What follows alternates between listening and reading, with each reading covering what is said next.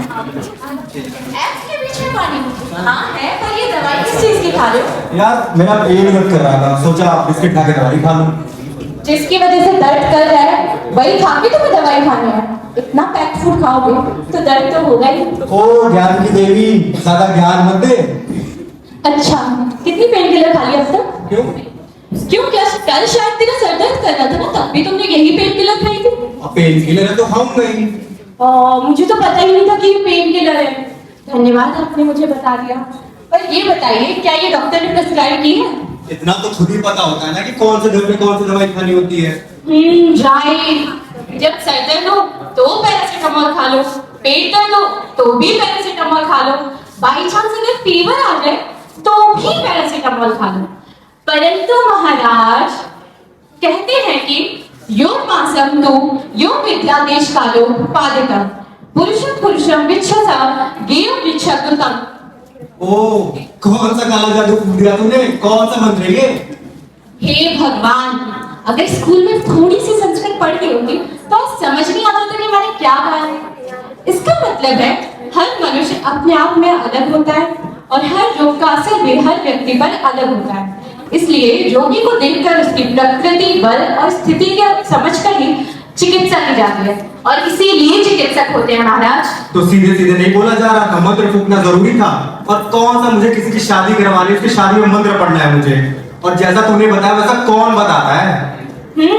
अज्ञानता में तर्क देना बिना सत्य जाने बहुत आसान है, परंतु संस्कृत वह जननी है जिसने विज्ञान, गणित, खगोल शास्त्र और चिकित्सा विज्ञान जैसे अनेक भाषाओं को जन्म दिया है। और जिसे तुम मंत्र फूकना कह रहे हो ना, वो आयुर्वेद है, जिसे संस्कृत भाषा में ही लिखा गया है। तो क्या करूं, जाके चूरन चटनी खाऊं? आयुर्वेद इज नॉट अबाउट काढ़ा चटनी एंड चूरन। तो कहां से आया आयुर्वेद? दादी नानी के घर के नुस्खों से? नहीं, वहां से नहीं आया। मैं बताती हूँ कहां से आया। चलो, तुमने ये तो माना कि संस्कृत पुरानी भाषा है और संस्कृत वह भाषा है जिसका व्याकरण पूरी तरह वैज्ञानिक है और पंक्तिबद्ध है। और रही बात आयुर्वेद की, तो वो दादी नानी के नुस्खों से नहीं आया, वो स्वयं स्वर्गलोक से भारद्वाज ऋषि मांग कर लेकर आए इंद्रदेव से जन कल्याण की सहायता हेतु। ये कौन सी कहानी यार? मैंने तो इसके बारे में कभी नहीं सुना। कोई बात नहीं, आज सुन लेते हैं कि क्या कहानी है। आइए देखते हैं कि क्या कहानी है, किस प्रकार आयुर्वेद स्वर्गलोक से देवलोक से पृथ्वीलोक पर आया। आइए जानते हैं। प्रारंभ में संपूर्ण जीवों के कल्याण हेतु परम पिता ब्रह्मा जी ने आयुर्वेद को स्मरण किया। हिंदू पौराणिक ग्रंथों और आयुर्वेद के इतिहास के अनुसार सृष्टि के रचयिता ब्रह्मा जी ने ब्रह्मांड की वृद्धि और उनके पालन पोषण का भार दक्ष प्रजापति को सौंपा, परंतु किस प्रकार, आइए देखते हैं। प्रणाम पितामह, आज्ञा दीजिए। हे प्रजापति, गुरु शिष्य परंपरा अनुसार सृष्टि के पालन पोषण और वृद्धि के लिए और आयुर्वेद के इस महान ज्ञान को आगे बढ़ाने के लिए आज मैं तुम्हें आयुर्वेद का दिव्य ज्ञान सौंपता हूँ। जी पितामह। ओ तो ऐसे मिला आयुर्वेद, पर तूने तो बोला था कि भरद्वाज ऋषि लेके आए थे। अभी स्टोरी कंप्लीट हुई नहीं तो फिर गुरु शिष्य परंपरा का पालन आज से नहीं सदियों सालों से होता आ रहा है। इसलिए आओ देखते हैं कि किस प्रकार ब्रह्मा जी ने दक्ष प्रजापति को यह ज्ञान सौंपा और फिर दक्ष प्रजापति से अश्विनी कुमारों तक यह ज्ञान पहुंचा। आइए देखते हैं कि किस प्रकार।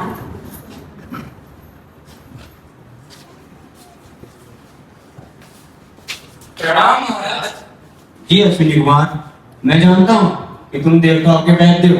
उनके उद्धार और सृष्टि के पालन पोषण के लिए आज मैं तुम्हें आयुर्वेद का ज्ञान सौंपता हूँ। जी महाराज, हम सृष्टि के कल्याण और देवों की चिकित्सा के लिए आपसे आयुर्वेद का ज्ञान ग्रहण करते हैं।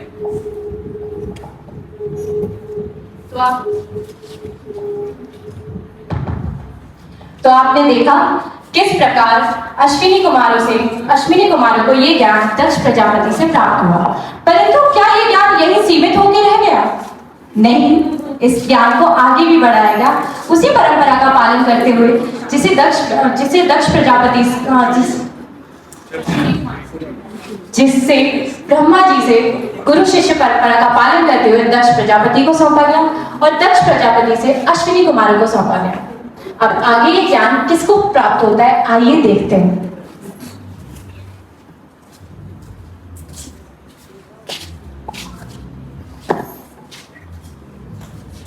अश्विनी कुमारों, मैं युद्ध उपरांत आपके पास अपने उपचार हेतु सहायता मांगने आया हूं। आइए इंद्रदेव।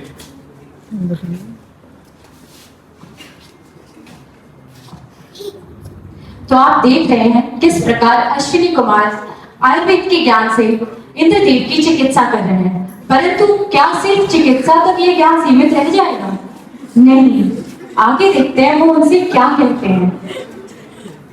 हे अश्विनी कुमारों, मैं आपके उपचार से प्रसन्न हूं। कृपया इस दीर्घ आयु जन कल्याण के लिए ये आयुर्वेद का ज्ञान मुझे सौंप दें। जी इंद्रदेव, हम आपको जन कल्याण के लिए व सृष्टि के भरण पोषण के लिए आपको आयुर्वेद का ज्ञान सौंपते हैं। परंतु स्मरण रहे, गुरु शिष्य परंपरा का पालन करना ना भूले, ज्ञान बांटने से ही बढ़ता है। लेकिन इन सब के बीच में पृथ्वी लोक पर आपदा के बादल छाए हुए थे।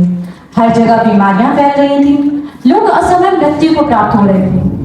इन्हीं सब चीजों पर उपाय करने के लिए 53 महर्षियों की सभा बुलाई गई हिमालय पर्वत पर, और उस सभा में उन्होंने क्या कहा, क्या निवारण सोचा, आइए जानते हैं।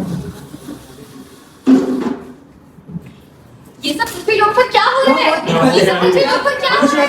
शांत हो जाइए, शांतिपूर्वक बोलिए। हे ऋषिवर, ये कैसी आपदा आन पड़ी है? पृथ्वी पर हाहाकार मचा हुआ है। अगर हमने इसका जल्दी निवारण ना किया तो मनुष्य जाति ही खत्म हो जाएगी। अब सिर्फ एक ही रास्ता बचा है, स्वर्ग लोग जाकर इंद्रदेव से सहायता मांगनी होगी। परंतु हम सब में से वहां जाएगा कौन? कौन जाएगा वहां? क्योंकि अधिक तपोबल से ही मनुष्य शरीर स्वर्ग जाया जा सकता है, तो जो जाने में सामर्थ्य हो वे स्वयं कहे। परंतु ऐसा है कौन? कौन है जितना तपोबल?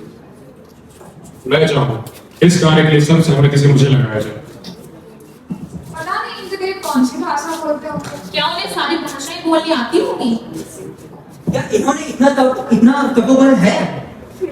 वे अवश्य ही इंद्रलोक जाने में सक्षम है। उन्हें अनेक भाषाओं का ज्ञान है और मुझे लगता है कि हमें सर्वसम्मति से उनका समर्थन करना चाहिए। जी ऋषिवर, हम सर्वसम्मति से आपका समर्थन करते हैं। अब अवश्य ही स्वर्ग लोग जाकर आयुर्वेद का ज्ञान प्राप्त करें। निवारण लाएंगे। मतलब 53 ऋषियों ने मिलकर स्वयं भरद्वाज ऋषि को स्वर्गलोक भेजा। पर आप इतना बोलते हैं, शांति से देखिए ना कि आगे हो क्या रहा है। क्या करूं यार, अपने इतिहास को जानकर इतना गौरवान्वित महसूस कर रहा हूं कि चुप ही नहीं हो पा रहा हूं। पर अब आप चुप रहिए, क्योंकि आगे लोगों को देखना है कि आगे क्या हुआ जब ऋषि भारद्वाज स्वर्ग लोक पहुंचे और इंद्रदेव से बात की। उन्होंने इस समस्याओं पर क्या निवारण दिया, आइए जानते हैं।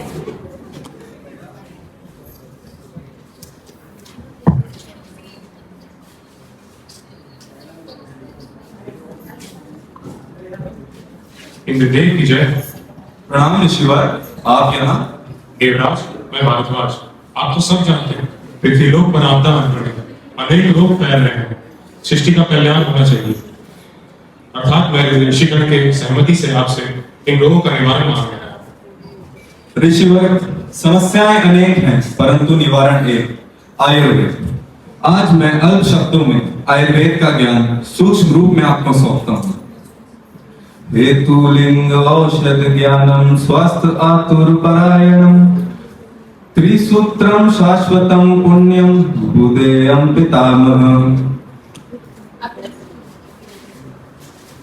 अब तो पूछोगे कि इसका मतलब क्या है। बताओ जरा। अगर सब कुछ मैं ही बता दूंगी तो ऋषि भारद्वाज पृथ्वी लोक पर जाकर बाकी ऋषियों को क्या बताएंगे। तो आइए देखते हैं, जब ऋषि भारद्वाज पृथ्वी लोक पहुंचे और बाकी ऋषियों से उन्होंने सभा की तो क्या हुआ। जब वो वहां पहुंचे तो उन्होंने बताया कि किस प्रकार वो इंद्रदेव के पास गए और उनसे पूछा कि ये ज्ञान क्या है, आयुर्वेद क्या है, इसका निवारण, बाकी बीमारियां जो पृथ्वी लोक पर फैल रही हैं उनका निवारण कैसे करें। आइए देखते हैं कि किस प्रकार उन्होंने कहा। मैं इंद्रदेव से आयुर्वेद का ज्ञान प्राप्त करके आया हूं। हीतुलिङ्गोषध ज्ञानं स्वास्थ्यातुरपरायणं त्रिसूत्रं शाश्वतं पुण्यं बुभदेयं पितामह। अर्थात आयुर्वेद का ज्ञान त्रिसूत्रों में विद्यमान है। हेतु, लिंग, औषध। यह त्रिसूत्र स्वास्थ्य व्यक्ति के स्वास्थ्य को स्वस्थ रखने के लिए और रोगी के रोग का निवारण करने के लिए समर्पित है। यह विद्या अनादि है और सत्य है, यह कल्याणकारी है और स्वयं ब्रह्मा जी ने इसका स्मरण किया। वाह यार, मुझे तो पता ही नहीं था कि आयुर्वेद स्वयं देवों द्वारा पृथ्वी पर लाया गया है। मुझे गर्व है कि मैं आज आयुर्वेद को जान पाया और मानता हूँ। पर तुम्हें पता है ऋषि भारद्वाज ने यह ज्ञान अपने बाकी ऋषियों को जरूर दिया, लेकिन पुनर्वसु आपे को भी दिया, जिनसे यह ज्ञान 6 शिष्यों तक पहुंचा। चलो देखते हैं उन्होंने ये ज्ञान किस प्रकार अपने 6 शिष्यों को दिया। मेरे प्रिय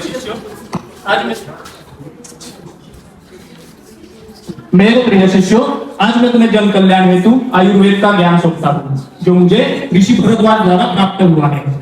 हेतु लिंगौषध ज्ञानम स्वस्थ आतुर परायणम त्रिसूत्रम शाश्वतम पुण्यम बुभुदेयं पितामहम्। अर्थात आयुर्वेद का ज्ञान हमें 3 सूत्रों द्वारा प्राप्त हुआ है, हेतु, लिंग और औषध। निवेश आपके द्वारा दिए गए आयुर्वेद के ज्ञान के लिए आपका धन्यवाद करता हूँ। प्रणिपात आचार्य, मैं जगकर आपके द्वारा दिए गए आयुर्वेद ज्ञान को ग्रहण कर आपको धन्यवाद करता हूँ। प्रणिपात आचार्य, मैं हूँ भीम, आपके दिए गए आयुर्वेद के ज्ञान का आभारी हूँ। प्रणाम गुरुदेव, मैं पराशर आपके द्वारा दिए गए आयुर्वेद के ज्ञान के लिए आपका धन्यवाद करता हूँ। मैं आपके द्वारा दिए गए आयुर्वेद के ज्ञान के लिए आपके धन्यवाद करता हूँ। मैं आपके द्वारा दिए आयुर्वेद के ज्ञान के लिए आपका धन्यवाद करता हूँ। आयुर्वेद को प्रचार करने के लिए आपसे प्रयत्न की। आज्ञा है पुत्र। तो आपने देखा किस प्रकार ऋषि आत्रेय ने अपने 6 शिष्यों को ये ज्ञान दिया, परंतु जैसा कि उनसे अनुमति मांगी गई संहिताओं की रचना की, तो अग्निवेश जी ने अग्निवेश तंत्र लिखा और फिर देखिए किस प्रकार अग्निवेश ने अग्निवेश तंत्र लिखा।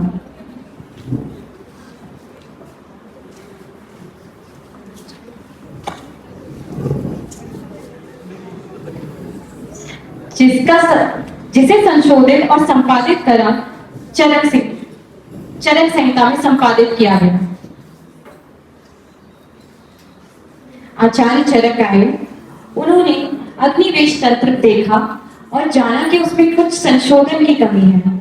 उसको संशोधित करना और संपादित करना ये चरक संहिता में देखा जा सकता है।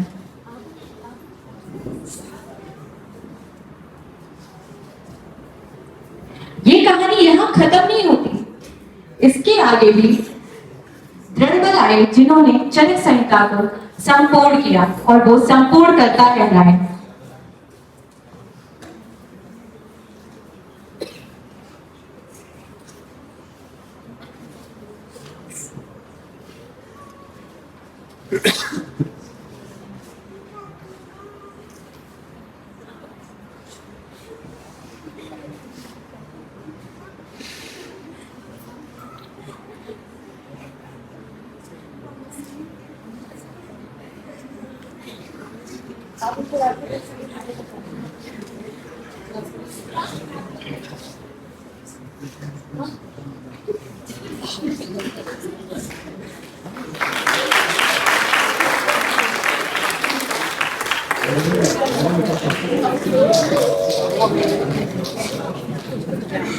इस तरह से हमें चरक संहिता प्राप्त हुई।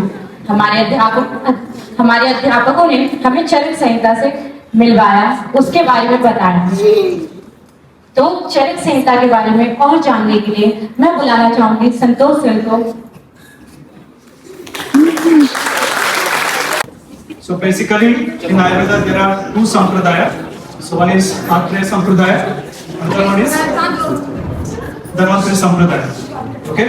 So even though I belong to the Samhitas department, so who I teach, I know most of the Samhitas, but So we say some fan is a die-hard fan. सुने? तो हम भी die-hard fan of the Charak Samhita. Okay? तो strictly follower of the Charak Samhita. So क्यों चरक संहिता follower? क्योंकि आयुर्वेद के दो प्रयोजन स्वस्थ से स्वस्थ रक्षण. ये दो प्रयोजन के लिए हम सिर्फ चरक संहिता ही फॉलो करते हैं.